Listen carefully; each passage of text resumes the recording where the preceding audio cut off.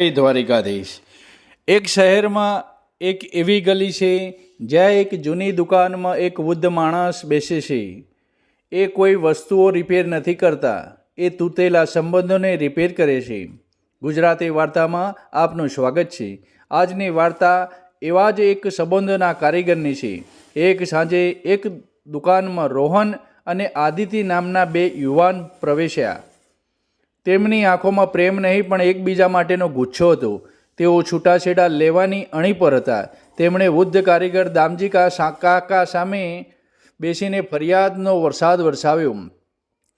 આમ મારી વાત નથી સમજતી અને એ તો બસ કામ જ દેખાય છે। દામજી કાકા ચૂપચાપ સાંભળતા રહ્યા।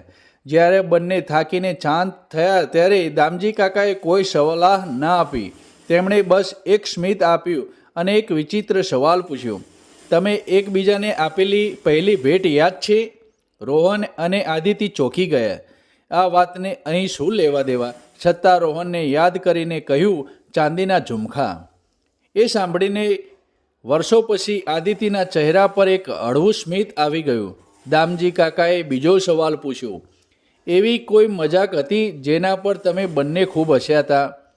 ધીમે ધીમે તેમના સવાલો એ બંનેને ફરિયાદોના વાર્તામાંથી ખેંચીને પ્રેમ અને ખુશીના ભૂતકાળમાં લઈ જઈ રહ્યા હતા। ઝઘડાનો માહોલ ઓગળી રહ્યો હતો અને પછી દામજી કાકાએ સવાલ પૂછ્યો છેલ્લો। તેમણે રોહન તરફ જોઈને પૂછ્યું, તને એ દિવસ યાદ છે જ્યારે આદિતિએ ઉત્સાહમાં આવીને કહ્યું હતું કે તે પોતાનું ડાન્સિંગ ક્લાસ ફરીથી શરૂ કરવા માગે છે અને તે હસતા હસતા કીધું હતું કે હવે આ ઉંમરે આ બધું રહેવા દે? રોહનનો ચહેરો ફીકો પડી ગયો। પછી તેમણે આદિતિ તરફ જોયું અને બેટા, તને એ યાદ છે જ્યારે રોહન બિઝનેસમાં નિષ્ફળ ગયો હતો અને તેને કહ્યું હતું કે મેં તો તને પહેલાં જ કહ્યું હતું? આદિતિની આંખો ઝૂકી ગઈ। બંને સ્તબ્ધ હતા। દામજી કાકાએ તેમને અરીસો બતાવી દીધો હતો। તેમણે એક ક્ષણ શોધી કાઢી હતી જેમાંથી તિરાડ પડવાની શરૂઆત થઈ ગઈ હતી। એક નાનકડી અવગણવામાં આવેલી ક્ષણ જ્યાં એકના સપનાનું અપમાન થયું હતું અને બીજાના આત્મવિશ્વાસની હત્યા થઈ હતી। દામજી કાકાએ શાંતિથી કહ્યું, હું કોઈ જજ નથી, હું તો બસ એક કારીગર છું। મેં તમને તિરાડ બતાવી દીધી છે, હવે તને પ્રેમથી પૂરવી કે પછી તોડી નાખવી એ નિર્ણય તમારો છે। તે દિવસ રોહન અને આદિતિએ દુકાનમાંથી બહાર નીકળ્યા ત્યારે તેઓ ચૂપ હતા, પણ તેમનું મૌન ઝઘડાનું નહોતું પણ સમજાણું નહોતું। તેઓ એકબીજાનો હાથ પકડીને ચાલી રહ્યા હતા।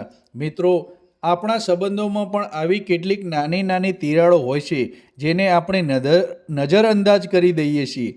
સમય ઘા ભરતો નથી, એ ફક્ત તેના પર ધૂળ જમાવી દેશે। ચાલો આજે આપણે પણ આપણા સંબંધોના કારીગર બનીએ।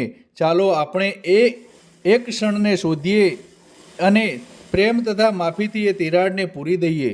જો સંબંધોના કારીગરની આ અનોખી વાર્તા તમારા હૃદયને સ્પર્શ કર્યો હોય તો આ વિડીયોને તમારા પ્રિયજનો સાથે જરૂર શેર કરજો અને ગુજરાતી વાર્તાને સબસ્ક્રાઈબ કરવાનું ભૂલતા નહીં। ફરી મળીશું। આભાર। જય દ્વારિકાધીશ।